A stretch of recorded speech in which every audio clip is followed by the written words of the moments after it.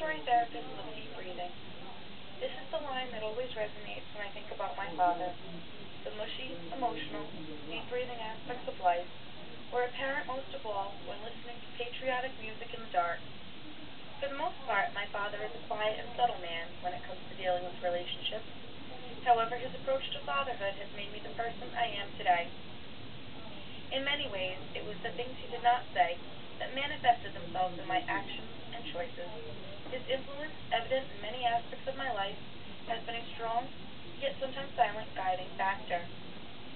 The images I had of my father growing up is a fairly consistent one. The familiar figure of him watering the lawn in blue plaid shorts, white V-neck t-shirt, sandals, and a glass of wine is a picture that is most memorable to me. Outside of that image, my father's influence has inspired me to become a more independent and daring person than I would have otherwise become. But who is Mike Aiello?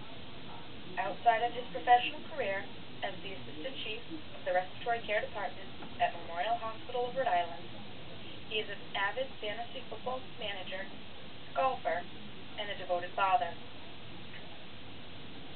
Growing up, he admitted to me that he had aspirations of being an astronaut or a mechanical engineer building rockets. But I decided against that when I discovered I was afraid of heights and had problems with calculus, he remembered.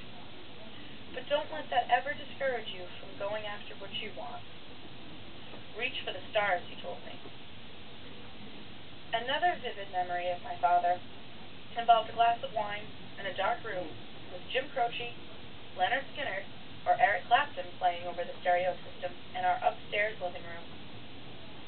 Other times, the image was of him watching a Patriots or a Red Sox game on a Sunday afternoon, again with a glass of wine, this time sitting in his rocking chair in our basement in front of his big screen TV.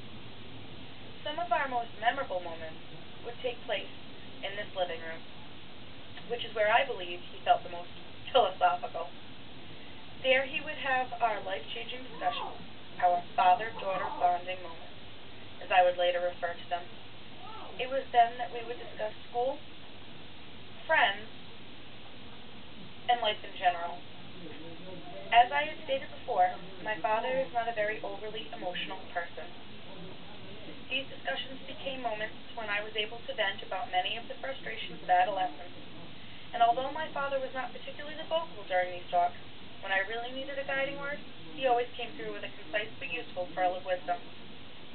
My father's tendency to say very little resulted in a more acute sense of autonomy and in a more self-sufficient attitude that I would adopt.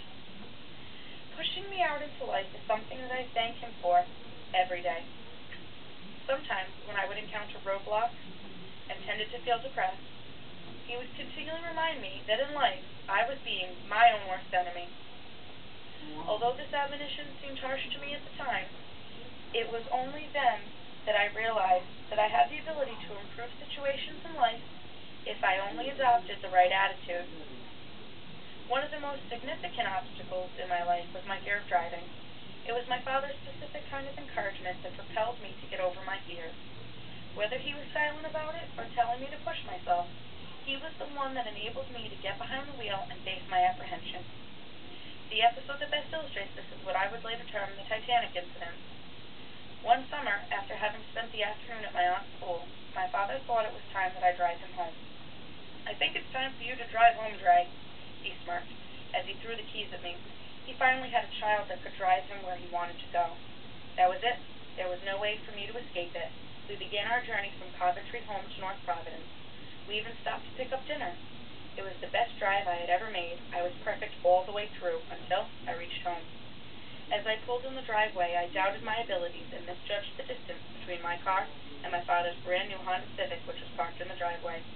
"Andrea, Andrea, Andrea!" he shouted as he pulled his arm back inside the car as the front ends collided and scraped across. It was reminiscent of the Titanic scraping past the iceberg. He said nothing as he stepped out of the car to survey the damage done. He proceeded to walk in the house and continue about his business making dinner. His reticent behavior during the following days caused me to beat myself up. I had expected shouts and punishment. In the end, that wasn't necessary. I realized that he was right all along. I was my own worst enemy. The disappointment that I thought he felt regarding the incident made me determined to try harder. Later on, I was practicing how to parallel park for my driver's test. I used his new Civic to learn. While practicing with him in the driveway, I popped the power steering column in the car, making it unable to drive. He did not yell. Once again, his strong silence made me try harder not to disappoint him. Without his strong silence and my goal not to disappoint him, I would never have gotten my license. Even though he did not go out of his way to be overly emotional with me, everything he did pushed me to better myself. If he had not thrown the keys at me and forced me to drive, I would also have never applied to Roger Williams University and attended graduate school there. If he had not pressured me to grow outside of myself and reach outside of my comfort zone, I would never have gone to Roger Williams and pursued my career. My father may like his unfashionable blue plaid shorts and his glass of boxed wine each evening, but as a father he had a profound impact on my life in his own very characteristic way. His continued perseverance as a last-place team in fantasy football is a model of the continued determination that he has taught me. For all this I will always be grateful, and even though he never will be an astronaut, he will always encourage me to reach for the stars.